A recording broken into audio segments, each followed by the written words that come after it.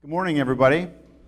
I'm Hessam Nadji. It's a pleasure to be here on behalf of the Marcus Millichap team throughout Florida. It's our pleasure to be part of this great program. Having just watched the diminishing trend on trust, my job is to make sure you trust your broker this morning. And that's my goal suddenly shift for the presentation. But my job this morning is to share some perspective with you regarding real estate investing in light of what's happening with the economy. A lot of great information we just walked through with demographics. And I understand yesterday there was a great economic presentation, and we just wanted to kind of put all of these drivers into context for you in terms of real estate investing and the future of real estate investing.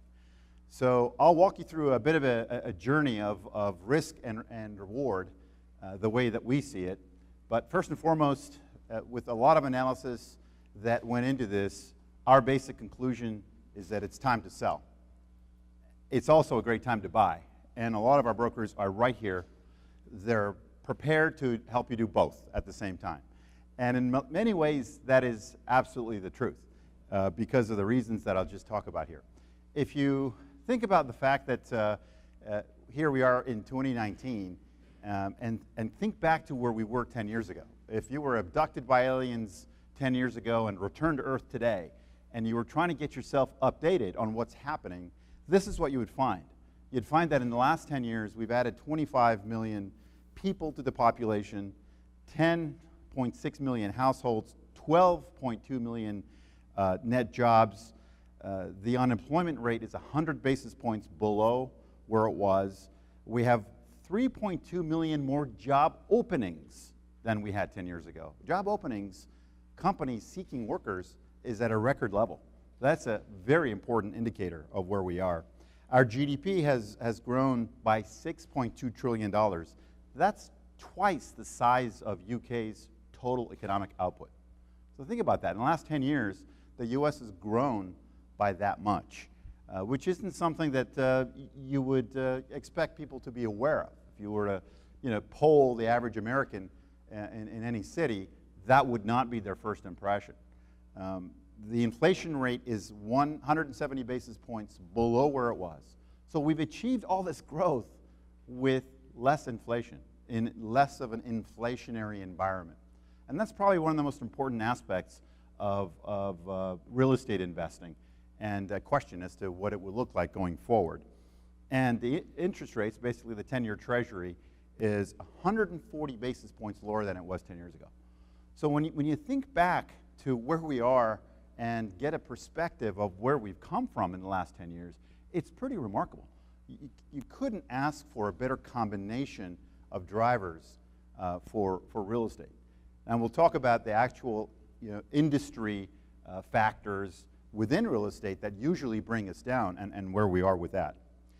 So this notion of the foundation of all of this is, of course, job growth. We've added more than 20 million jobs without a whole lot of inflation.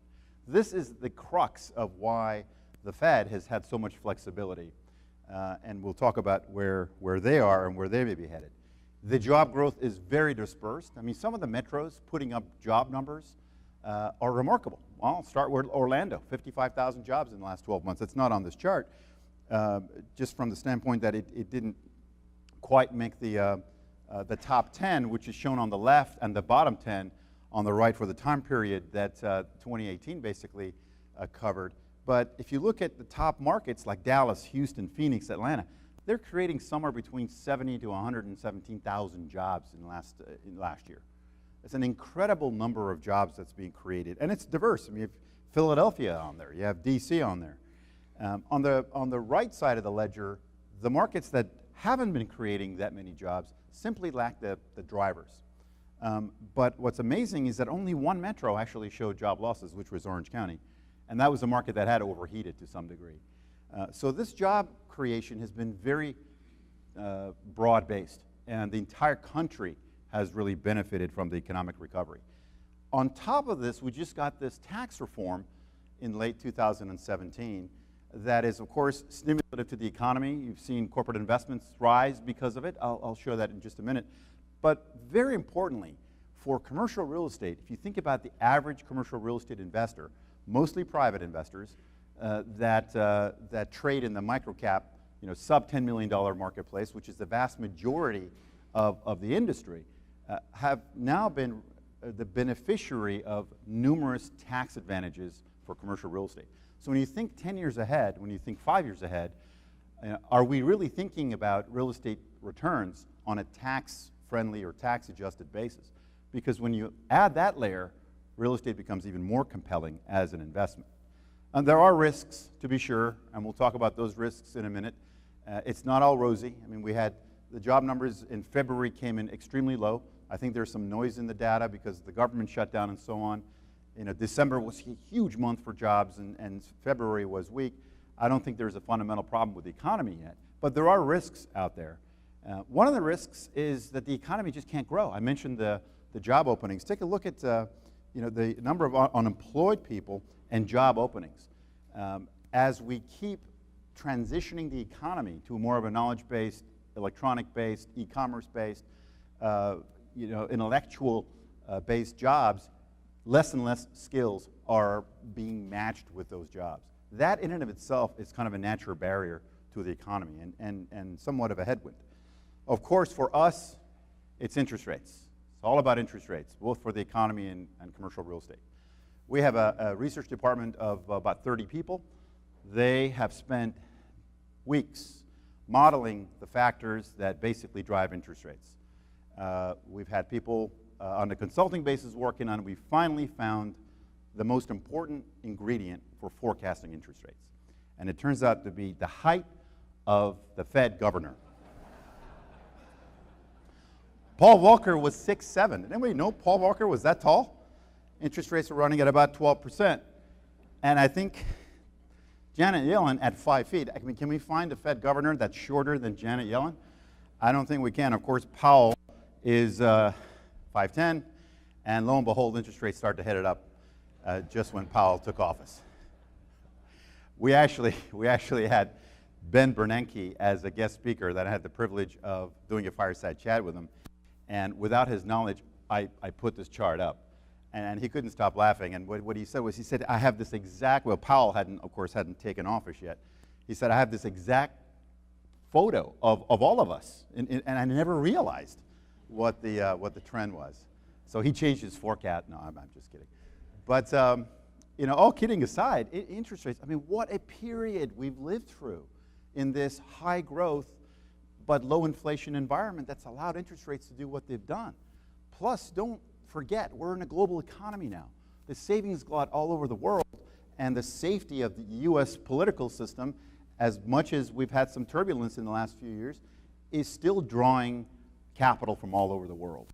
It's still the gold standard. The United States is still the gold standard. And that's another very important measure of why our interest rates are so low. So everyone talks about the yield curve, the inversion of the yield curve, the spread between short-term interest rates and long-term interest rates is a very important indicator of recessions. Those little gray areas are recessions. And you can see that the yield curve inverting is a good indication of a potential recession. Are we going to have a recession? The answer is yes. Are we going to have a recession immediately or right around the corner? The answer is probably not, and I'll explain why in a moment. But this is a risk. There is a risk that this economy is going to run out of steam at some point. My comment regarding what happens when that happens, not if, when that happens, is that, remember 2008, 2009, with the global financial crisis, really is not your new recession. It's not an occurrence that should happen every 6 or 7 years. It's a once in a generation, every 50 to 80 year type of an event. We should go back to having normal recessions, which are part of the business cycle. And I'll talk about in a moment why I don't think the next recession, whenever it comes, will be a repeat of 2009. But one of the key reasons that we should also be aware of the global risk is that trade, as much as there's been so much rhetoric and concerns about global trade, is a major issue. You don't realize it, but exports, we always talk about the trade deficit and how much we're importing. we don't really talk too much about how much we're exporting. U.S. exports account for 13.6% of our economic output. And that's 3 times the size of the for-sale housing market, by the way, in terms of contribution to GDP. We don't talk about that a whole lot. And what's been happening on the trade front has been pretty scary. Of course, we appear to have resolved some of our issues with our largest trading partners, which are Canada and Mexico. But what's happening between the U.S. and China is of concern. I don't think that it's going to become the worst case scenario. I think we're going to pull back from the brink, because everybody knows that there is no winners in a global trade war. There are no winners in a global trade war. But just even getting to the brink, assuming we pull back from it, has done a lot of damage already, mostly to China. Look at how much their GDP has slowed, their market has reacted, and also pieces of the U.S. economy have been hit by these tariff wars. So we are in a global interdependent economy. And there are therefore more risks beyond the fundamentals of what just happens in the U.S. Let's hope that this does not become a surprise factor that makes the next recession as big as in '09, because it could if it goes on to the worst case scenario. Again, I don't anticipate that to happen. So here's some offsetting strengths against those concerns. Everybody asked me the question as I go around the country, how could it be that we're in year 8 of an expansion, and most expansions only last 5.5 years? And that means that by noon tomorrow, we should be in a recession by all traditional measures. The reason is explained on this chart. While through to 2018, the expansion that we're currently in, shown on the left in terms of duration, is the 3rd longest so far and has a good chance of becoming the longest expansion we've ever had. On the right, you see the pace of job growth, and it's nowhere near the top in the pace of job growth. And that chart that I showed you, the second slide that I showed you with the 20 million plus jobs that were added, basically shows you this muted, kind of slow and frustrating pace of this expansion. That frustrating pace is the very reason it has longevity, because it hasn't created overheating. It hasn't put the Fed in the position of having to basically kill the expansion to wring out inflation. And that's all explained right here in this chart. That's really helped us a lot. Tax reform did give the economy a little bit of a boost in that look at the corporate profits and look at corporate investments. Corporate investments had really taken a nosedive, and they were very slow to recover. Companies didn't have confidence after the '09 severity of the financial crisis. Consumers didn't have confidence for a long time. That's taken a long time to come back. But investment in plant and equipment, investment in growth by companies since the tax reform, by far has outpaced share buybacks, which is what everyone's concerned in terms of where that earnings windfall is going for corporate America after the tax reduction. Most of it is going into investing in the growth drivers. From a consumer perspective, here's what I want you to think about. This is why commercial real estate has been doing so well and I think positioned so extremely well.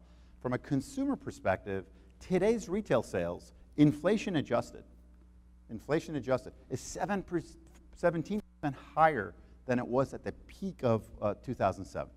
So in 2007, which was an unsustainable, in a way, artificial peak for this economy, where we were basically refinancing our homes and consumers had this windfall of cash that they were spending, it was not sustainable.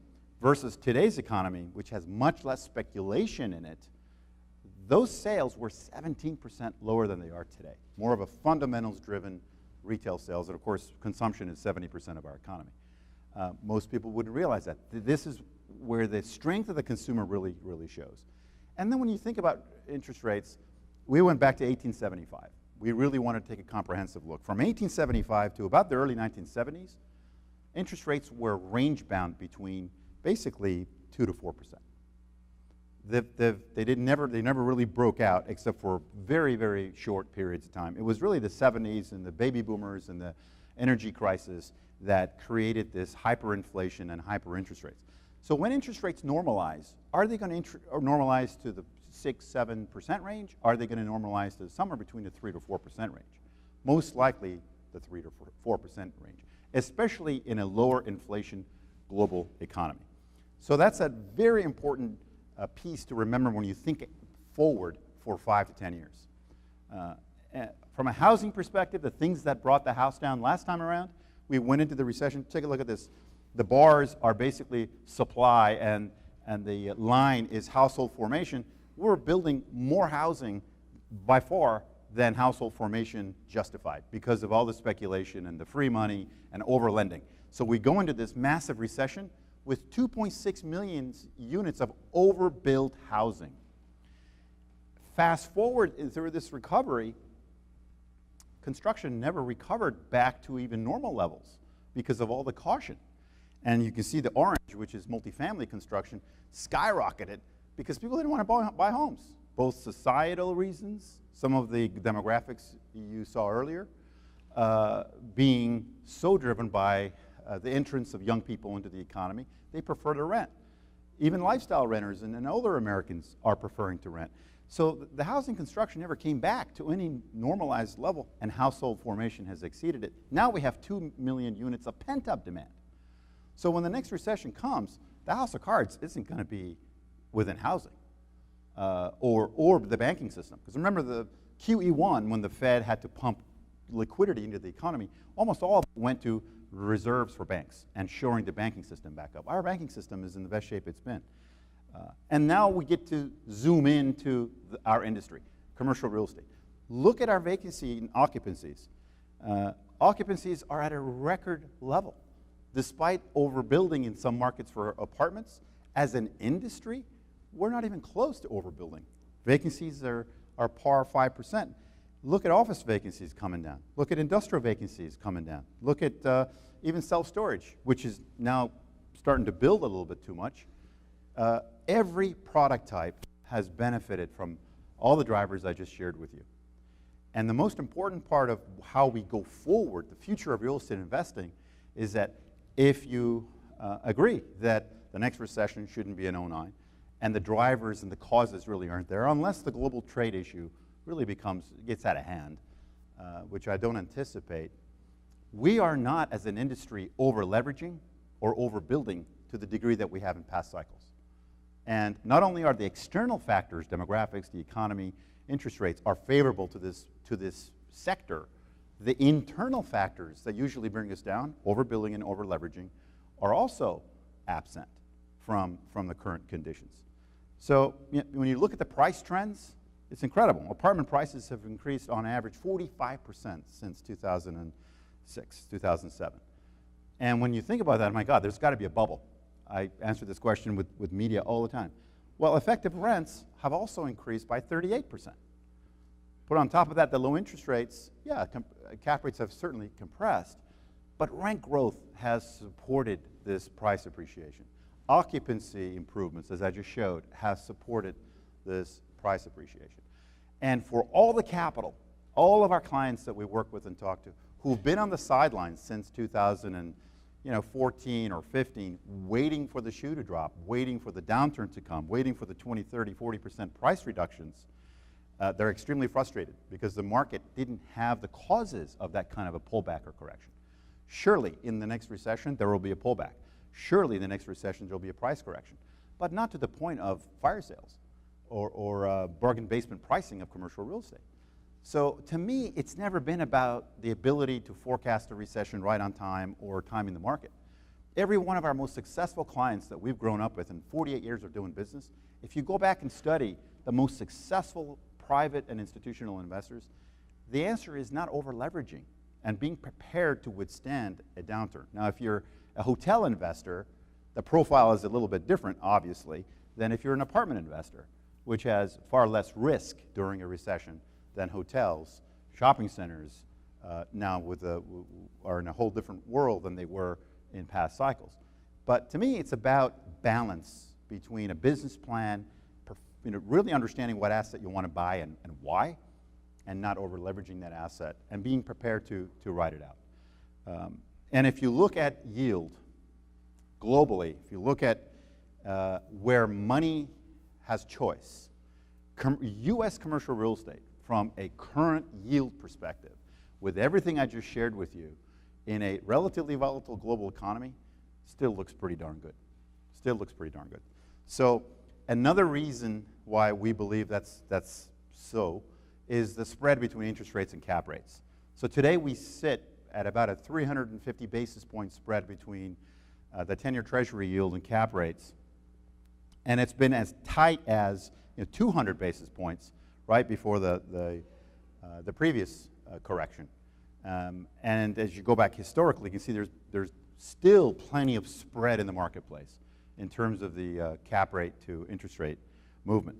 If you look at where capital is and where capital is going to have to go to get yield, you'll see on this chart, the right side, basically pension fund asset allocations have to be adjusted. We have $22 trillion that pension funds account for, and only about 3.3% of that is currently allocated to commercial real estate.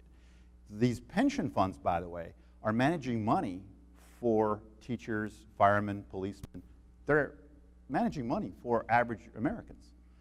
And their allocation has increased a lot, but it's a whopping new allocation, that is, for all institutional investors, not just pension funds, to a 10.3%. So commercial real estate, I think, is going to continually stand out as an alternative investment and capture more and more of that capital coming in. From a private investor perspective, think about this. If you look across the entire United States, all households, and obviously with home ownership being what it is, 65% of Americans have their primary resident as their main investment vehicle. 20% are invested in stocks. Less than 10% of total American households have investments in real estate other than the primary residence. And if you think about the high net worth or mid-range net worth households, Marcus Millichap has grown up and specialized in being the broker for private investors. We've added an institutional focus in the last several years, which has been very successful because we can now bring private capital to those institutional assets as more and more baby boomers who have a lot of wealth want higher quality, easier to manage assets. So that bridging is a big part of our strategy. But if you think about the fact that the marketplace is so vast when it comes to all Americans and mid to high net worth households, there are something like 21 million households with net worth of $500,000 and above, and 15.5 million households with net worth of $250,000 to $500,000. And their allocation to real estate is still way under allocated. And part of what we believe is going to happen over the next several decades is a shift and much more capital coming into commercial real estate. And if you look at the profile of our business, last year there was 55,000 or so transactions that occurred, or 56,000 transactions that occurred. 84% of those are under $10 million.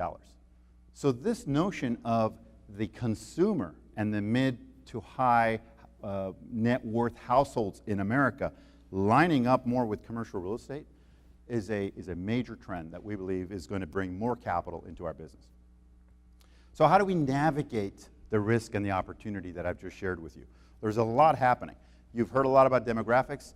I'm not going to repeat too much of it, but if you think about where the shift is now, we've talked so much about millennials and generations that have really entered their 18 to 34 year category. If you look at them, they've been a big driver, but they're kind of leveling off as the people that were turning 18 to 34 now move into their middle age category. The 35 to 55 year category, if you look at the orange lines, that was 10 years ago, first orange line, now and 10 years from now. If you look at the pattern, we're going to see 6.6 million people in the middle age category and 15 million more people in the older category, 55 plus. What is this going to do for consumption? What is this going to do to housing? What is this going to do to retail? What's it going to do to senior housing? What's it going to do in terms of consumer preferences and expenditures and investments? There's a reason why single-tenant net lease retail is so popular. There is 55 million plus, basically people, 10,000 people a day turning 65 right now. And they need easy management investments. Something like $68 trillion of wealth is going to be transferred over the next 3 decades to the next generation. From baby boomers, this is the largest wealth transfer of all time in the world. I don't know what happened to my parents, but my share of that 68 trillion, I don't know where it is. I'm still looking for it. Hopefully more of you are on the receiving end of this chart. I see some students that are going, oh yeah. But that does mean the need for investments. This capital has to find a place for yield. And commercial real estate, I think, is very well positioned for it. So will the wealth transfer be transformational? Will it be millennials living at home and with the failure to launch? Is this what your basement looks like today? Or will it be really much more prosperous with young people getting jobs? And you saw that disconnect between available workers or job openings and the unemployment. This is where the opportunity, this is where the importance of what the center does, the importance of what the universities are doing, especially the real estate schools around the country. I'm so proud to be part of this industry in that we are doing so much more today to support the young generation with great programs in education to line up with the changing job needs. And you know, the left versus the right, I think the educational institutions like this one have a huge role in making sure that it's the right side of this equation that happens. And we're just really excited about seeing it happen. The world is changing. Look at this X factor. I call this the X factor. This is in 1992, share of retail sales by department stores versus e-commerce. Look at the trend. It's unbelievable. In fact, right now, right this minute, you probably have cameras watching your homes. Your front porch looks like this. On stuff, you know, do we really need all this stuff? I don't know, but it's become so easy, and it's become so transformational, consumption, you know, via the internet, that this is not uncommon to see in front porches. In fact, you know, a year and a half ago, Amazon patented a floating distribution center where you know, robots can bring you your deodorant within 2 hours. I mean, what's the hurry? But apparently, we just have to have that deodorant really, really fast. We cannot run out. So it's become habitual. It is changing, and it's here to stay. I mean, if you think about technology, it occurred to me, what were all these people doing before Uber? Like, where were they? What were they doing? Think about how many people are now Uber drivers or Lyft drivers. Technology is reshaping everything. Driverless cars, transportation, it will all come to fruition, and it will have massive impact on commercial real estate, and we need to be prepared for it. The configuration of warehousing, the location of warehousing, and of course retail. And I'll share some things with you regarding retail because that's the one, you know, of course, under the most pressure. So everyone talks about e-commerce. Everyone talks about technology and Amazon, the Amazon effect. Well, there's this other thing called the US consumer, not just technology. And somewhere along the way, things changed. About 2 years ago, we crossed the line of spending more money eating out as a society than on groceries. We spent more money eating out than we do on groceries. Millennials, 49% of them eat out at least once a week, and Gen X, 43%, and rising. What does this mean? This means this is one of many reasons fast food restaurants and casual dining have done as well as they have. And this really had very little to do with the internet. It had to do with the change in the way that we spend time. The traditional, you know, dinner at 6, family time, it has really, unfortunately, declined. If you take a look at other very important patterns, is that we spend so much time, and the media spends so much time talking about the demise of things, talking about the demise of retail. We forget to talk about who's thriving. Where's the growth coming from? These examples, just a few examples, show thriving retailers. And so you've got TJ Maxx, Dollar General, LA Fitness, Costco, Five Guys, Home Depot, Untuckit, Ulta Beauty, and Warby Parker. So the question is, what's the common denominator? Remember that eating out? Five Guys shows up. Housing, we're not overbuilding, but what are we doing? We're renovating homes and upgrading homes at a record pace. Consumer preference had nothing to do with technology. Home Depot. Health, fitness, entertainment, and eating out. are the key reasons behind all this. And now look at discount retailers, Dollar General and TJ Maxx. The low-end consumer that's had little or no wage growth wants quality discount. And of course, Costco has become the ultimate destination shopping for value. Value retailing is thriving at a time when we're so concerned about retail.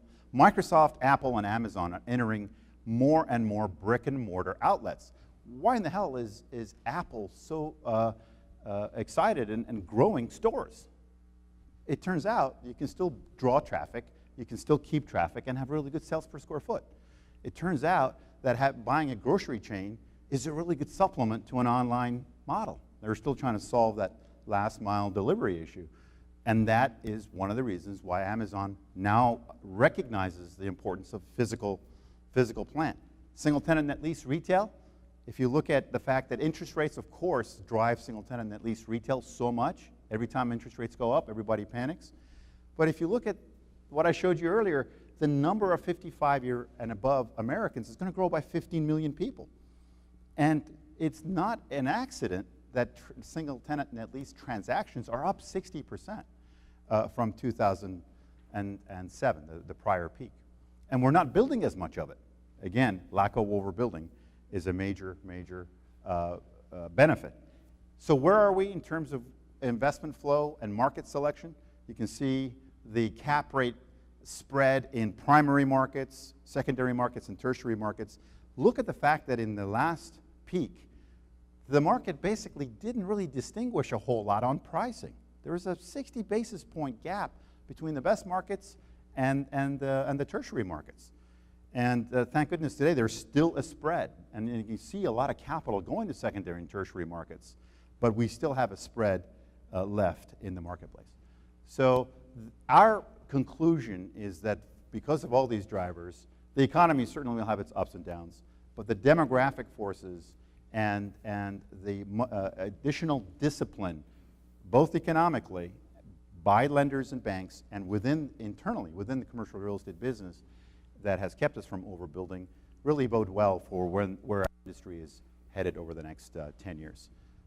I think we have about 5 minutes or so for any questions or thoughts that might be on your minds before we go into a half-hour break. Yes, sir, please.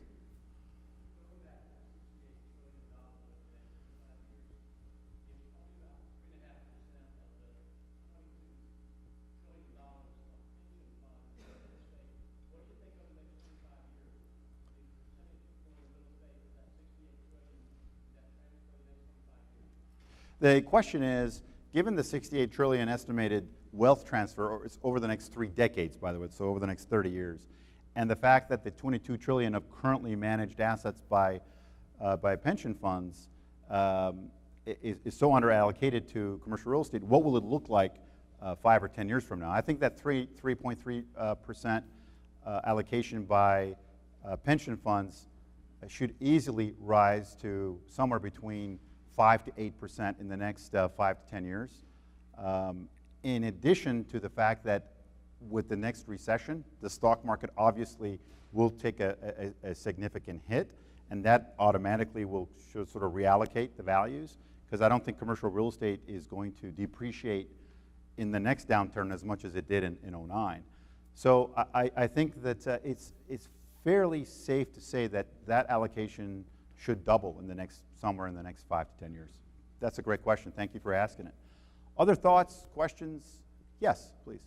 What are your thoughts on the flatness of the yield curve? The 2 and the 10 touching has always been a historical Yep. problem.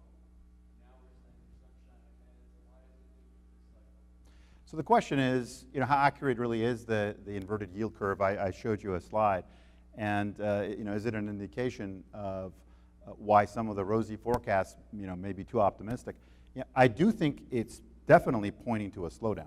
There is no doubt in my mind that when the Fed is having to raise interest rates as fast as they have been, which means they're worried about inflation, but the markets are not responding, and the 10-year is coming down and the short term is going up, it's an indication of a mismatch between where the Fed thinks inflation's headed and then where the markets are basically expecting the economy to go. That mismatch has usually been a good indicator of a really significant slowdown or a recession.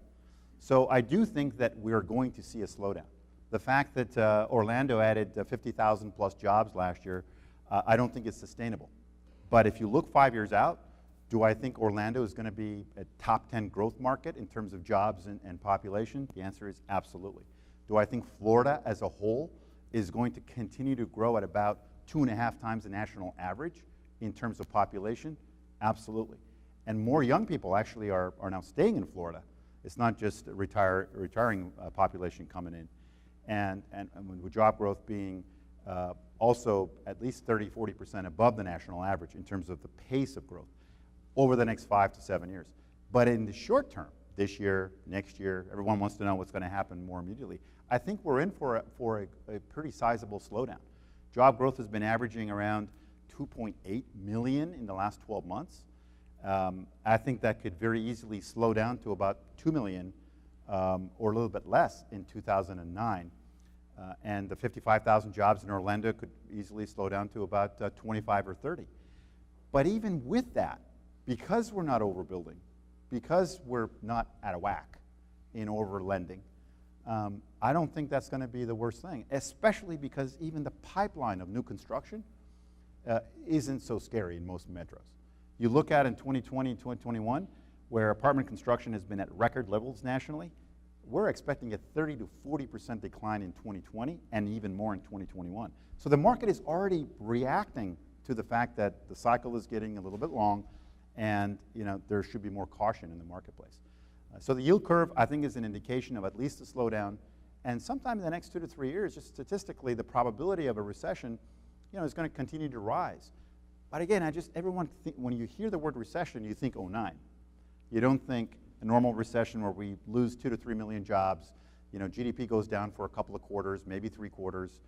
There is some stagnation, and then the economy starts to recover again, which I think is the most likely scenario of the next recession. But it will come, and I think the yield curve is definitely pointing to a slowdown. Please. Oh, I'm sorry. This gentleman right here had his hands up. Go ahead. Go ahead, right here. Yes, with a pink tie. Oh, sorry. Go ahead. Okay, you're up, Mr. Pink Tie.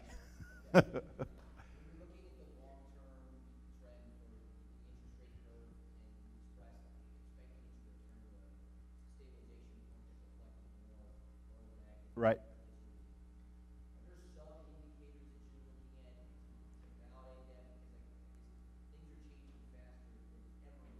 Sure. Sure. Great question. So I showed you the chart going back to 1875 with the interest rates being kind of range bound. And the question is, geez, we're in a whole different world now, and going forward, whatever kept interest rates range bound then, can we really count on the same things to keep interest rates range bound going forward? You're absolutely right in that it's a completely different reality that we live in now and in the future than 1875 or the early 1900s. But I think two things actually support the notion that interest rates really shouldn't go sky high or inflation shouldn't go sky high. First of all, we have a much more organized global central bank system watching all this than we ever did before. Secondly, you would think that what we learned from the Great Depression and the 2 world wars in terms of there are no winners in tariff fights and just unjustified political rifts that end up causing so much disruption to the world would be great lessons learned that we take advantage of. Obviously, history repeats itself in some ways, but I have to believe that the global trade balances and the fact that the interdependency is so much that no one's crazy enough to throw the balance off because, like I said, there are no winners. And from a pure inflation and interest rate perspective, I think the savings glut around the world, not so much in the US, but around the world, the fact that the US will continue to be the gold standard, even despite our current political, if you will, divide, I think the world will continue to see America as the preferred place to place capital. People still want to move here. People still want to put capital here, and I have faith that they will continue to want to do so. So that is going to keep our interest rates low. And in a global environment where you have so much efficiency now, part of the factor that wrung out inflation out of our system was the offshoring of jobs at a much lower labor cost in the 90s and 2000s. That brought inflation down quite a bit. Now, it was very painful because we lost jobs, but that's the transformation of the economy from manufacturing to more of a knowledge-based economy. That transformation is where the education comes in. Now China has much higher labor costs. Now even India has much higher labor costs. But there will be other emerging markets that will basically function as inflation, if you will, obstacles because of the efficiencies of a global economy. So it's those two reasons, the US being the gold standard and inflation being much more controlled and of course the more synchronized central bank coordination that exists today that's never existed before are the reasons why I think interest rates are not going to go sky high. One more, and I think we will start our 30-minute break. Yes, Greg Venus, how you doing?